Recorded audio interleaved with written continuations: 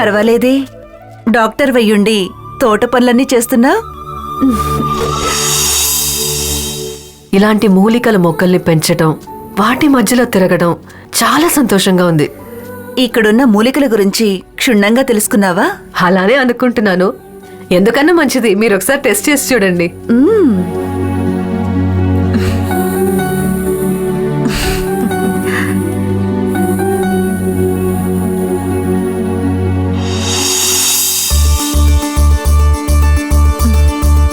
దాని పేరేంటి? పసుపు కలగారు చెట్టు. ఇది గుంటగలిజేరు. ఇది వాయువేడంగాలు. ఇంత తక్కువ సమయంలో మూలికల పేర్లన్నీ చెప్తున్నావు. చాలా తెలివైన దానివే.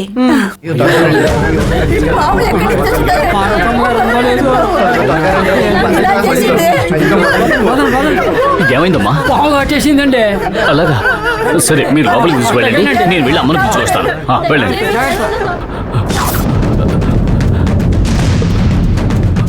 పార్వతమ్మా, పార్వతమ్మా!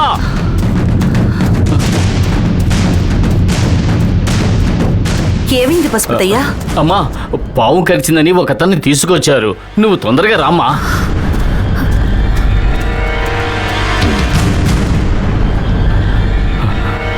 రామ్మా, రా. అమ్మా, ఎలాగైనా మీరే కాపాడాలమ్మా. అమ్మా, మీకు దండం పెడతాను, కాపాడండి అమ్మా. మాకు ఇంత తప్ప వేరే దిక్కు లేదమ్మా. వెళ్ళి సంజీవిని వేరు తీసుకురా. అలాగేమ్మా. ఎలాగైనా కాపాడండి అమ్మా.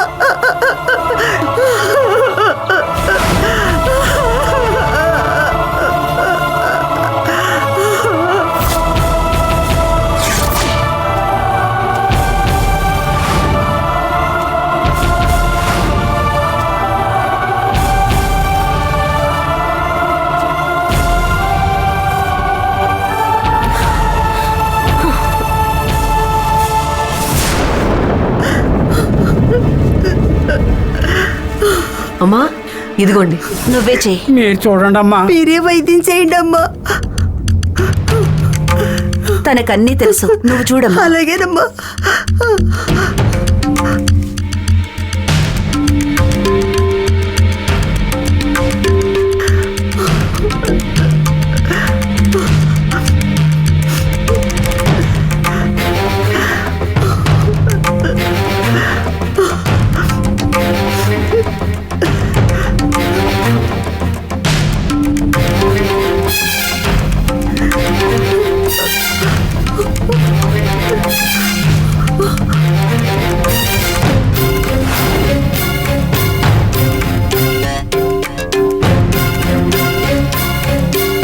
ఆ వేరుని కలిపి కట్టు. అలాగేమ్మా.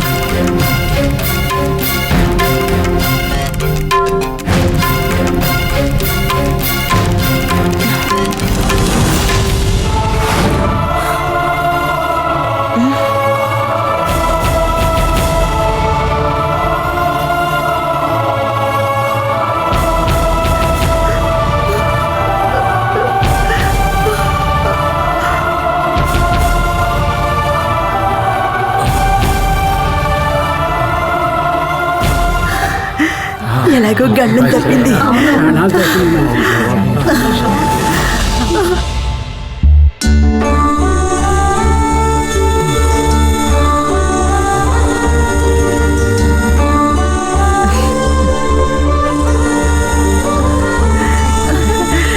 ఏమండి,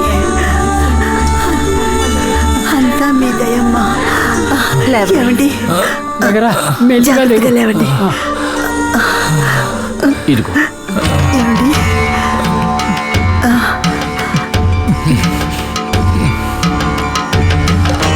విషం విరిగింది, ఇక భయపడ్డానికి ఏమీ లేదు.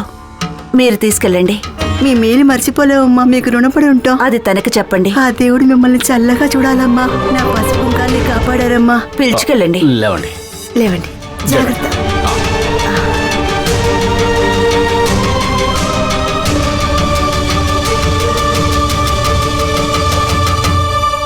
ఆశ్చర్యంగా ఉంది. ఇంత త్వరగా నయం అవుతుందని నేను అస్సలు అనుకోలేదు.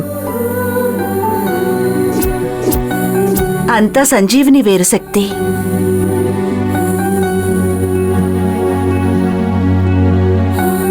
నాగమణి, మొగలి పువ్వు పాముకి ఎంత ఇష్టమో అదేవిధంగా పాముకి పడని వాటిల్లో ముఖ్యమైంది సంజీవిని వేరు. ఈ మూలిక రసం విషాన్ని విరిచేస్తుంది.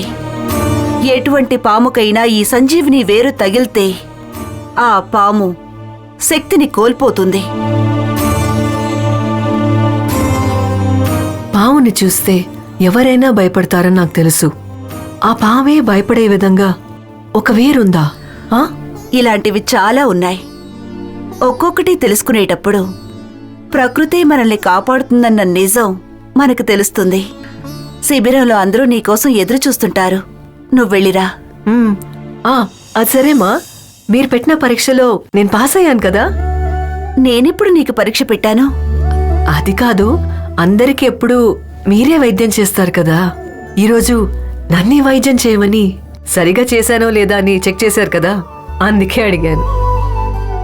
నువ్వు నేర్చుకున్నావా లేదా అన్నది నేను చూపులతోనే కనిపెట్టేస్తాను. దానికి పరీక్షలే అవసరం లేదు.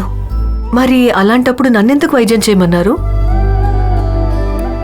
నేను నిన్ను ఏం తీసుకురమ్మని చెప్పాను? సంజీవని వేరు. సంజీవిని వేరు దేనికి పడదు అని చెప్పాను? పాముకి పడదు అని అన్నారు.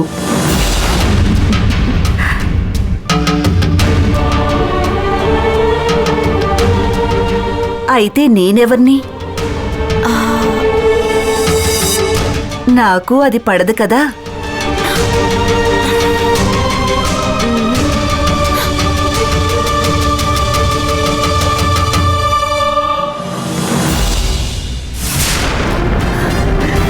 ఎలాగో గండం తప్పింది.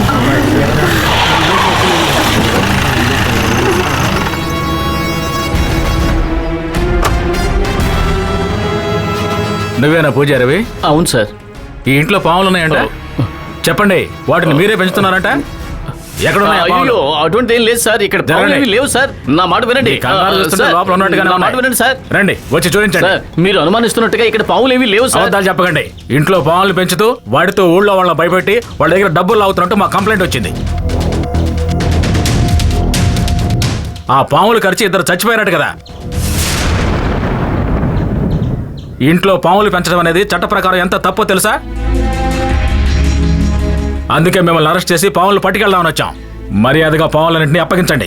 మర్యాదగా మీరే పట్టిస్తే దండన తగ్గేలాగా చూస్తాను. మేమే వెతికి పట్టుకున్నామంటే ఆ తర్వాత మిమ్మల్ని ఎవరో కాపాడలేరు.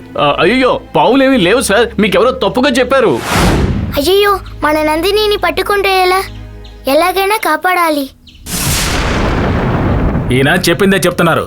వెళ్ళి పాములు ఎక్కడున్నాయి వెతకండి. వెళ్ళండి. అలాగే సార్. చెప్పేది వినండి సార్. సార్, లేదు సార్, ఇక్కడ పాములు ఏమీ లేవు సార్. సార్ సార్, ఇక్కడ ఏమీ లేవు సార్. సార్, ఇక్కడ పాములు ఏమీ లేవు సార్. వెళ్ళి ఆ లోపల చూడవయ్యా. ఓకే సార్, ఇచ్చారు.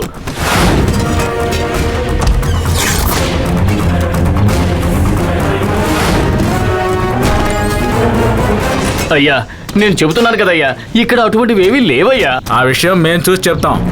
ఈ ఇంట్లో పాములు లేవయ్యా. ఎందుకయ్యా అనవసరంగా వెతుకుతున్నారు? పక్క జరగండి.